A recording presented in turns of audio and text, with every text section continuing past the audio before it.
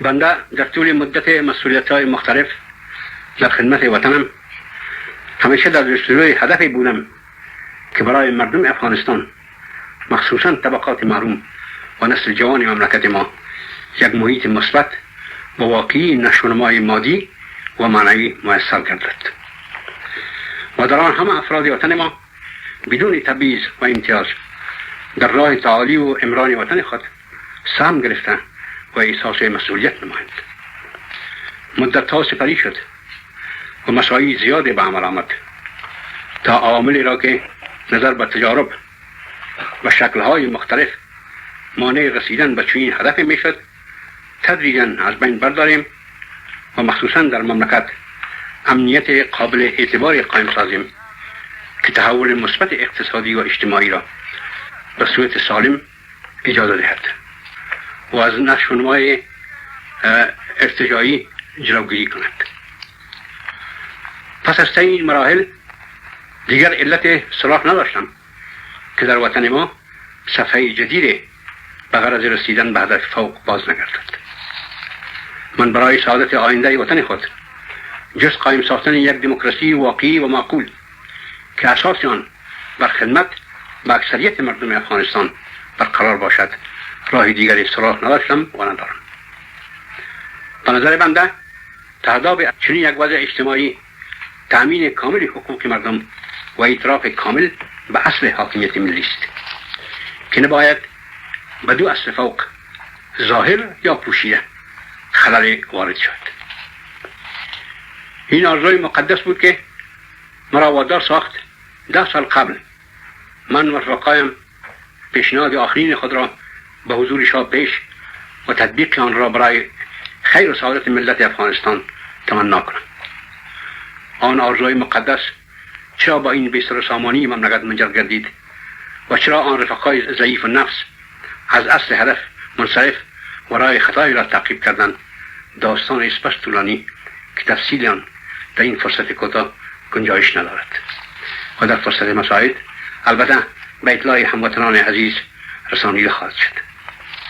به هر صورت نتیجه آن شد که آن امیدهای دیرینه و آن آرزوهای نیک به یک دموکراسی قلابی که از ابتدا تهداب آن بر عقده‌ها و منافع شخصی و طبقاتی، بر تقلب و دسایس، بر دروغ و ریا و مردم فریبی استوار گردیده بود مبدل گردید. اما تمام این همه تبلیغات دروغی در ظرف همین 10 سال نتوانست حقایق تلخ را که بعد از انحطاط و ورشکستگی مطلق وضع اقتصادی، وضع اداری، وضع اجتماعی و سیاسی مملکت باشد از انظار ملت افغانستان و دنیای خارج بپوشاند.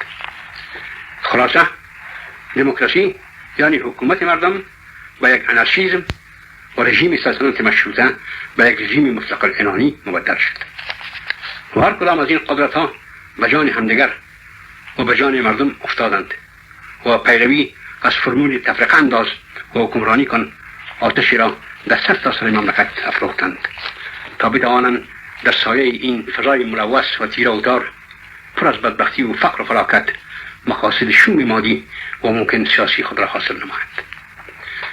وطن پرستان در هر گوشه و کنار مملکت که بودند این حالت رقتباری وطن خود را با یک دنیا تعصب و تعلم نگاه می کردند و مراقب احوال وطن خود بودند.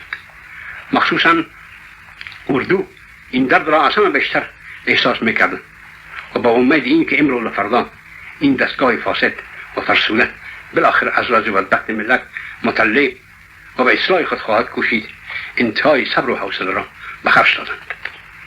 اما نتیجه ثابت ساخت که این امیدها به کلی بیجا و رژیم و دستگاه دولت به حد فاسد گردید که دیگر امید و انتظار برای اصلاح آن باقی نماند.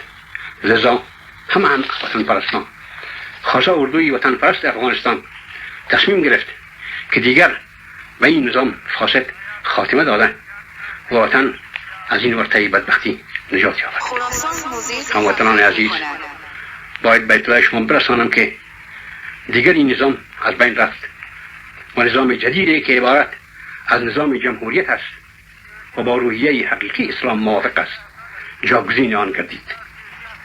رفقای من و من از صمیم قلب این اولین جمهوریت افغانستان عزیز را به شما تبریک میگویم و آن را برای سعادت سرفرازی افغانستان و ملت افغانستان مسعود و میمون میخواهم.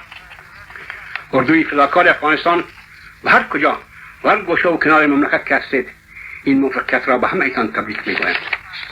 یقین دارم همچنان به وظایف خود که باید از تامین امنیت و حفظ حاکمیت ملی افغانستان است مواظب خواهید بود. نظام نوین طبعا با خود رفرم های بنیادی دارد که تفصیل آن در این فرصت کوتاه ممکن نیست و در آتیه نزدیک به اطلاع هموطنان عزیز خواهد رسید. سیاست خارجی افغانستان به اساس بی‌طرفی، عدم انسلاک در پیمانهای نظامی و قضاوت آزاد خود مردم افغانستان استوار خواهد بود. سیاست بین المللی افغانستان بر اساس تمنیات ملی کشور برای حیات مادی و معنوی مردم ما طرح گردیده است. از روی مساعی و آرزومندی های ملی ما به طور واضح معلوم می شود که برآوردن تمنیات ما بیشتر از همه چیز به صلح جهانی نیازمند است. هیچ کشور جز در پرتو صلح گیتی نمی تواند با آرزوهای ملی خود موافق آید. چون ما بیشتر از همه کس خود را نیازمند سعی در راه انکشاف مملکت خود می دانیم، بیشتر از همه کس خواهان صلح و سلام جهان هستیم. از این رو پایه نخستین سیاست افغانستان صلح‌خواهی و دوستی با همه مردم و ملل جهان است. در این آرزومندی هیچ گونه تبعیض در مورد هیچ کشور یا مردم، چه خرد و چه بزرگ، چه دور و چه نزدیک، در نزد ما وجود ندارد. این اراده مستقل از تمنیات مردم افغانستان سرچشمه میگیرد. عنصری که سیاست بی‌طرفانه عنعنوی افغانستان را امتیاز میبخشد صراحت و صمیمیت آشکار آن است که از استقلال اراده ملی افغانستان نمایندگی میکند. به این اساس روابط مودت افغانستان با دول متحابه پایه تزلزل ناپذیر خود را استوار نگاه داشتن و در توسیع و تشکیل مزید آن از طرق دیپلماسی، تماس‌های شخصی، ایجاد و جلب همکاری بین‌المللی سعی به عمل خواهد آمد و آرزوی ما این است که از آن نتایج مثبت و عملی گرفته شود. این نظام منشور ملل متحد که هدف آن سعادت و آرامش دنیای بشری است ملحوظ و محترم می شمارد.